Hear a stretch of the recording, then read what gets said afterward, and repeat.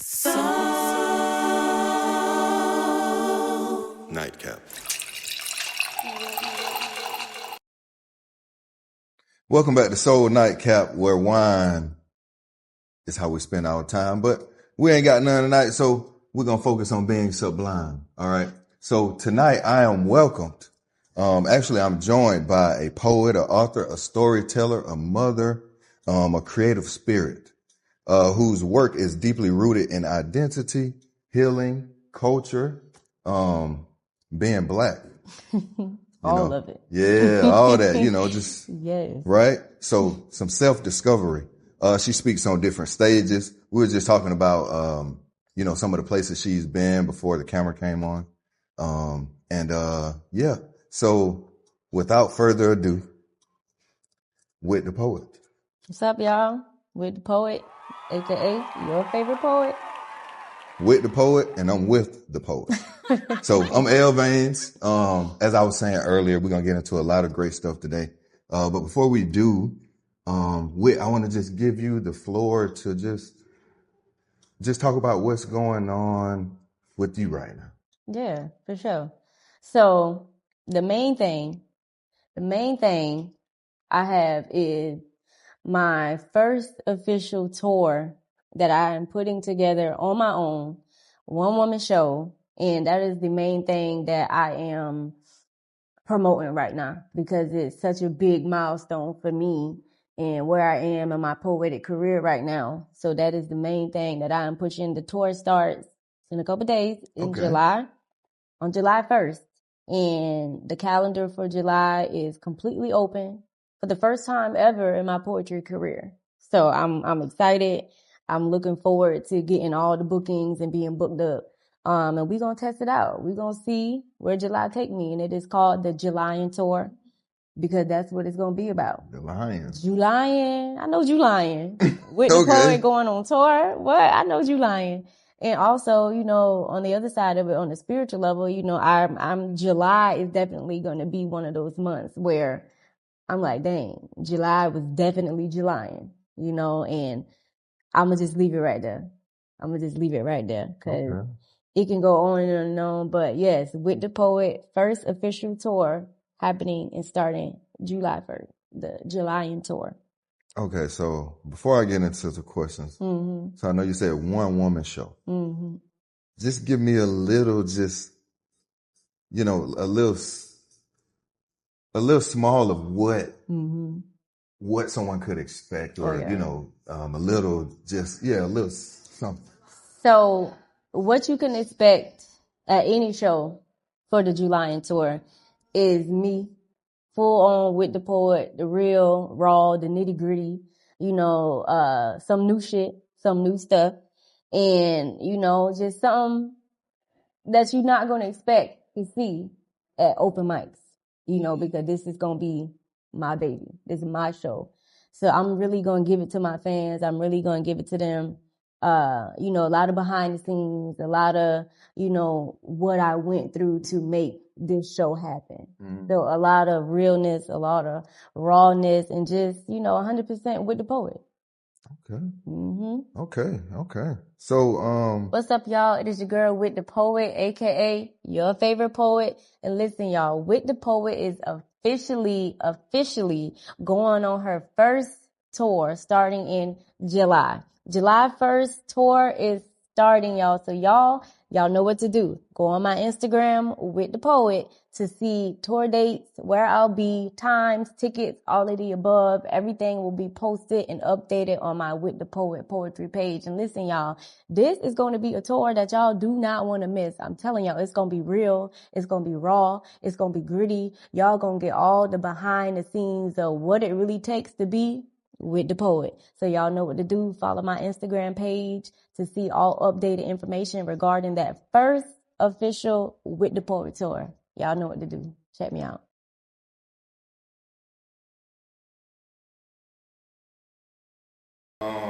One thing I wanted to talk about is, okay, so where are you from? Bradenton. Okay, so Bradenton, that's the roots. Yeah. Where we come from. Born and raised.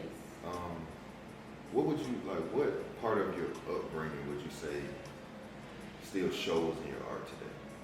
Definitely my spirituality, my religion. I grew up under Christian faith-based background. My grandmama is a pastor, so I got the whole lineage of Christianity. Growing up, going to church, being in church all day, every day, it's a full job. Going at 7 in the morning and getting out till 4 o'clock in the afternoon. So a lot of my poetry, touches on religion or, my outlook or my perspective about growing up in church. And a lot of my poems definitely speak on faith-based poetry, the religion aspect side of it, or even just the spirituality side. So yeah, definitely that. Because we big on the spirit. Yes. Big on family. Yes. So talk to me a little bit about that. I know you were talking about motherhood, right? So talk to me about being a mother, being a poet. Like, I know you say your daughter is 5, right? So does she listen to your poetry? Oh yeah. And sometimes, being a poet, an entertainer, an artist, coincides with being a mom. Because a lot of shows that I do, I always ask, can I bring my kids? Because one, I want them to be able to experience, the life I'm living and how I'm providing for them. I'm not leaving y'all out. Y'all here with me. Y'all, you ever, the saying, you weren't with me shooting in the gym? That's my kid. They literally with me from the ground up. And even before then, I always knew that I was going to have a family. I always knew that I was going to have kids. So it's ways that I was moving, to provide for them before I even had them. So where the artistry and entertainment and the poet side came within that, when I became this poet or this recognized poet and this recognized entertainer, I always kept in my forefront of my mind, this for them. I'm doing this for them.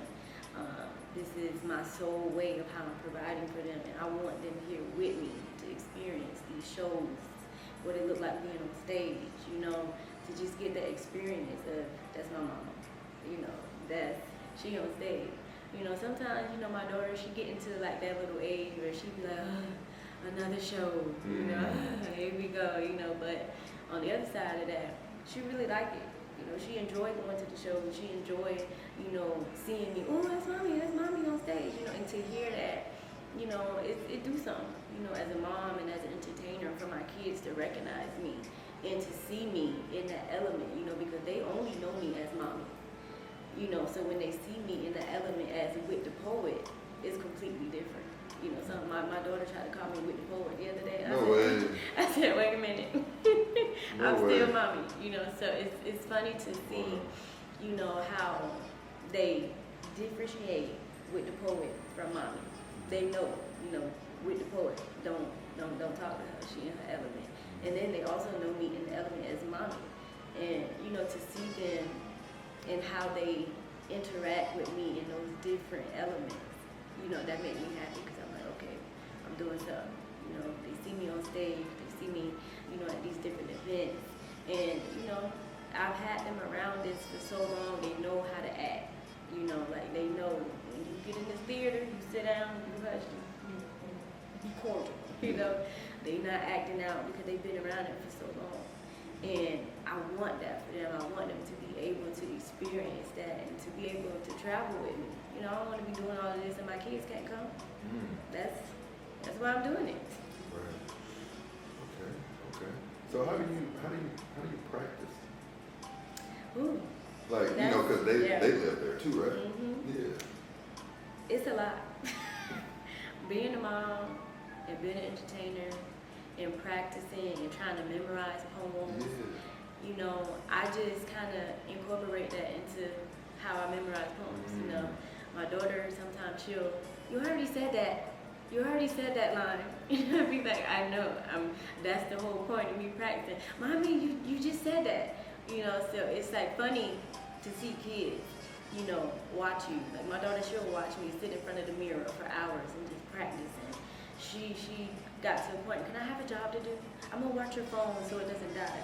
You know, so because I look at my phone, you know, all of my phones on my phone. So her job, let me know when my phone about to die. Right. So if my phone died, I'm gonna be out of luck because I'm not gonna know this poem. So yeah, trying to practice with kids is a handful, you know, but as an entertainer and as a poet, you know, we get it done. I give them jobs to do. Go get me a pencil. Let me write this. If I forget it, let me write this down. You know, I incorporate them in everything because kids want to feel like they're needed. You know, kids want to feel like, you know, like, exactly. And I just always incorporate them with everything, you know, because, like I said, they the whole reason why I'm doing it. I don't want to leave them out of nothing.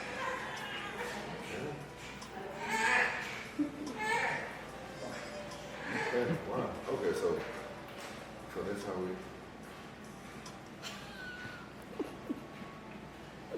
good? There you go. Yeah, so I noticed you said being in front of the mirror for hours. Mm-hmm. Like, is that like part of your practice routine? Yeah, that's for me, how I'm more comfortable, you know, if I see it, I hear it, I record myself, you know, because it's kind of like, you know, like you memorizing a song. You hear a song so many times, you're going to have it memorized. So I record myself, you know, on my audio on my phone, play it back to back to back to back to back. And then I get in front of the mirror and I mimic the recording of my voice. And if it don't match, I be like, no, that ain't how it goes. You know, and I just keep it going until I turn the recording off and I keep talking in the mirror. And sometimes I got two phones. So I'll have the recording playing on one and I'll have a timer on the other one. You know, so if I stop before the voice stops, then I know I either missed something in the poem, I missed the line, or I'm too early within the time. Because that's a lot of times how I keep my flow. You know, as a poet, you know, you go off flow. You know, so if the flow ain't matching, something ain't right. And that's how I kind of keep my practice that day. I sit in front of the mirror for hours. I do the voice recording. I make my kids get in on it. You know, I do like this one poem, you know, that's a really popular poem of mine, Dear Little Brown Girl. And I obviously don't have to practice for it anymore. But when I'm doing it, I always, you know, look at my daughter because she know that poem front and back, you know, because I wrote it for her. And she knows it's technically about her. And it be funny, and I love to see it in when I'm doing it because she's saying exactly what I'm saying. And she know it front and back. So I know if I mess up on the poem, she gonna be there right there to back me up. No, mommy, that's not how it goes. That's not where that part goes. You know, that's not how it goes. And the fact that she's listening and she's watching, that's always a reminder for me, you know, to keep doing this because I got this little person watching me to see you messed up. That ain't right. And I'm finna hit you. I'm finna be to check you. And you know, as I said, it's just having kids in the element just always is another thing for me how I practice. It's just another little element of how I get my poems memorized. But on a good day, I say it'll take me, I can go all day trying to memorize a poem. And the poem is still not fully memorized for me because I play around with poems, you know. Yeah. I know when it's memorized, when I can get in front of a crowd and do the poem full without ad-libbing, without, you know, messing up. But even still, if I do mess up on a poem, I know the poem well enough where I can, you know, pick back up on it and the audience won't know. I did that recently. I completely botched the poem. But because I knew the poem, I reeled it back in, you know, to a point where it didn't even sound like I messed it up. So that's a part of me memorizing the poem just in case for situations like that. Because if I didn't have it memorized, I would have never knew what to say. You know, the poem done, I'm sorry y'all, I messed up.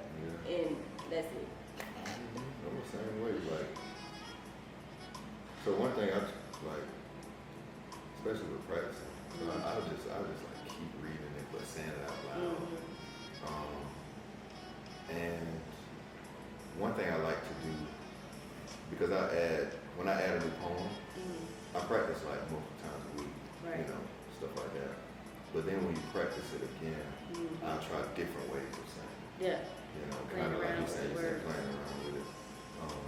I think I know it when I can get off the road and get back. Yeah. Because when you're performing, anybody could say anything. Right. At any time. Yes. And you don't know what they said. No, you are. But you got to make sure that you get back where you trying to go. So yeah, I definitely do that. Yeah. How would you describe your poetry? Oh, so many different ways and words. Because some poems, real deep. You know, some poems, make you laugh. You know, some poems make you think. You know, some poems it take you there, make you feel like you're at church. You know, so my whole category, or I would label myself as just overall poet. You know, I speak the truth with anything. All my poems. If it didn't happen to me, it happened to somebody that I know and I wrote about it. And that's what half of my poems stem from, the reality. And if it's not my reality, it's somebody that I know that's afraid to talk about certain things. And, as artists, entertainers, and mainly poets, people trust you to get their story out, to get their message out, because a lot of people scared. A lot of people scared You're to the say voice of a lot of people. what you willing to say. And I ain't scared. I'm not scared. Whit ain't scared, y'all. Yeah, I'm not scared. Whit ain't scared. And half the time when I'm talking to people, She with. People be like, all right, don't tell too much. She's going to put you in the poem. And I'll write a poem out of it. it's just having that dynamic that people can trust and also be kind of scared a little bit. Like, all right, let me watch what I say around her, because I don't want to be in her poem, But at the end of the day, people going to talk around you because they know you're a poet. They know you're going to write about it. They know it's going to get seen some kind of way. So when people do talk to me, they just be open, because eventually they know I'm gonna put it in the poem, and they know their story gonna get out some kind of way. And that's half the time what people want. They want people to know what they're talking about, what they're thinking about, because at the end of the day, they're scared, and they want somebody to be that voice for them. And I'm the voice. I'm not scared. I am not scared. You say, y'all, you better sign a consent, come and talking to me, or just being friends in the room is all right. Now watch what you say around her. All right, so I know you spoke about Caleb the Poet. So any other favorites of yours, maybe local, maybe throughout time? Yeah. Just a few, people that really touched you in the poet world. Yeah.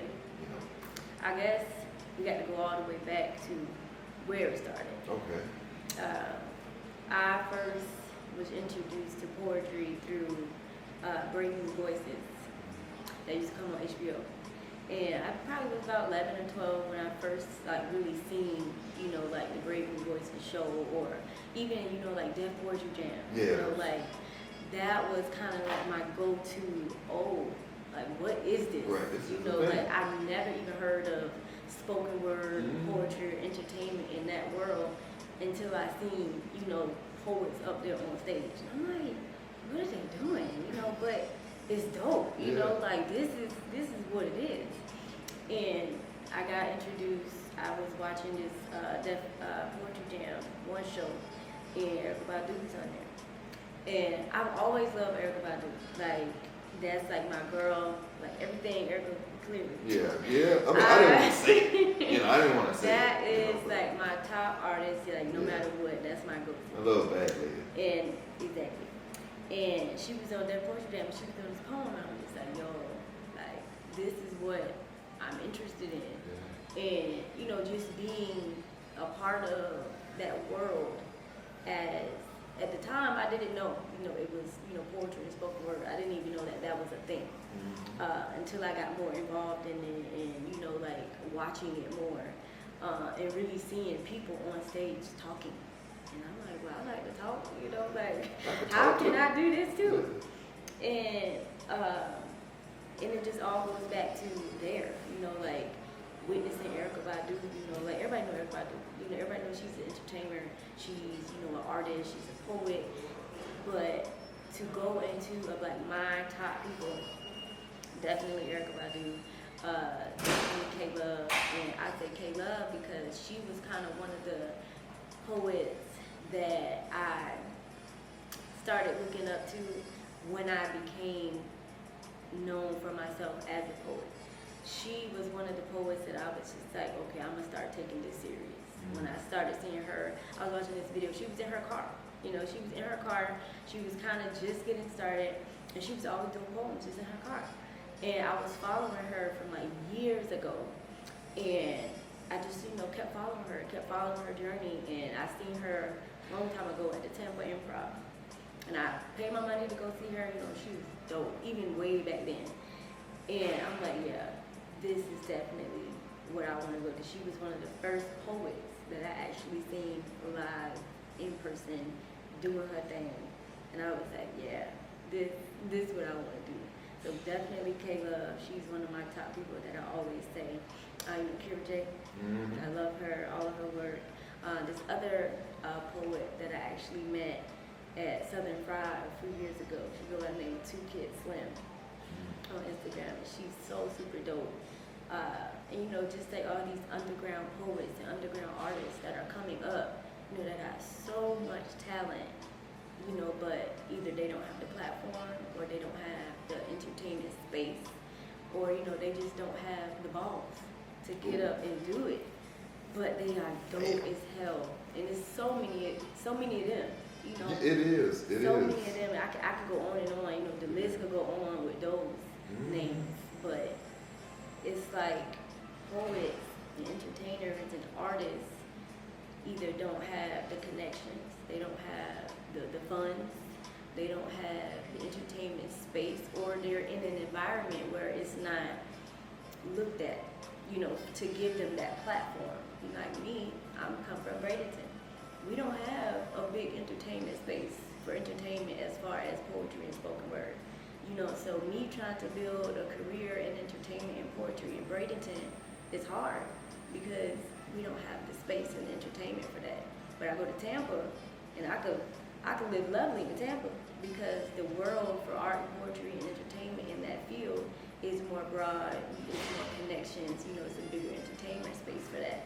You know, so there's a lot of artists, you know, that are products of their environment that just don't have the right connections, they don't have the funds, they don't have the network of people to get them up. And there's so many underground artists, you know, that are struggling with situations just like that. But they are dope ass artists. I would say, you know, it's kind of hard to have balls with poetry though, because poetry is emotions, feelings. Yeah. Oh, it's my heart on this paper. Right. You know, and it's just spilled, right? So the vulnerability. It took me a minute, you know, to get the balls to actually start doing poetry. I love the way I do it now, though, you know. But yeah, it was very tough. But I think there's strength in vulnerability. Yeah. You know, once you overcome that fear, you realize that, you know, you're more than strong enough to do all the things that you actually set out to do. Yes. And on that note, we'll be right back. Welcome back to Soul Nightcap, and I'm here with Whit the Poet, and we're gonna play my favorite game.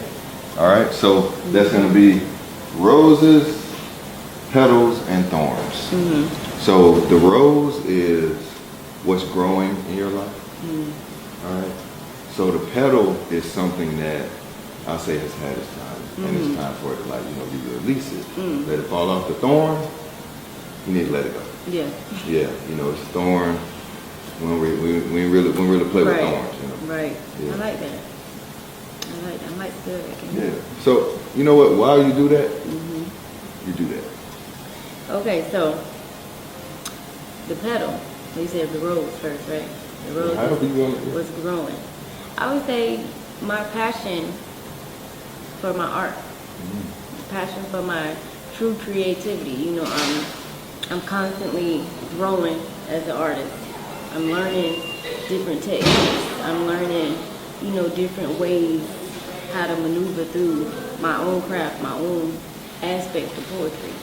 So I would say, my artistry and my craft of poetry that's the rose that's forever growing. What else you say? The petal. Mm-hmm. So the petal is something that I would say it's time to release. Something that's time to, maybe it's time for you to really spread your wings, or. Oh yeah, that's an easy one. We talked about it earlier. The knowing when to let go of your corporate America job.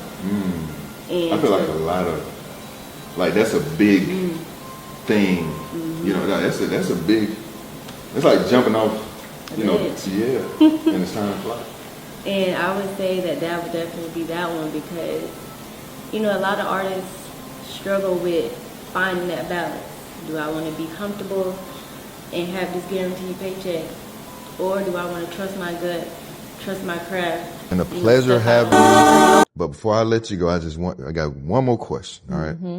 So when your child grows up and tells people about you, what do you hope they say? Not Whit the poet, not the performer, not the artist, just Whit. Yeah. I will hope that my kids see me in a light where obviously, they would be proud to talk about me. But mainly, I will hope that they would let people know I was loving, I was understanding. When my kids talk about me, I want somebody to be like, yeah, that was your mama. That was her. I don't want them to have this notion or this idea of me. And then when they talk about me to other people like, nah, that ain't the Whit that I knew. And then, now that's putting a stigma to them, like, well, nah, that's the mama I knew, I want them to be able to understand I was the same way all around the board. With the poet, mommy, Whit, stranger, family, I'm the same way no matter what. And I definitely want them to understand, you don't have to change yourself for nobody. You could be you. And however you is, that's what people will remember. The realness, the rawness, the nitty gritty. And that's what mommy and Whit the Poet is all about. Okay. All right. And on that note, I want to appreciate you guys for tuning in. I want to thank you again for joining me. Thank you for having me. And until next time, Soul Nightcap.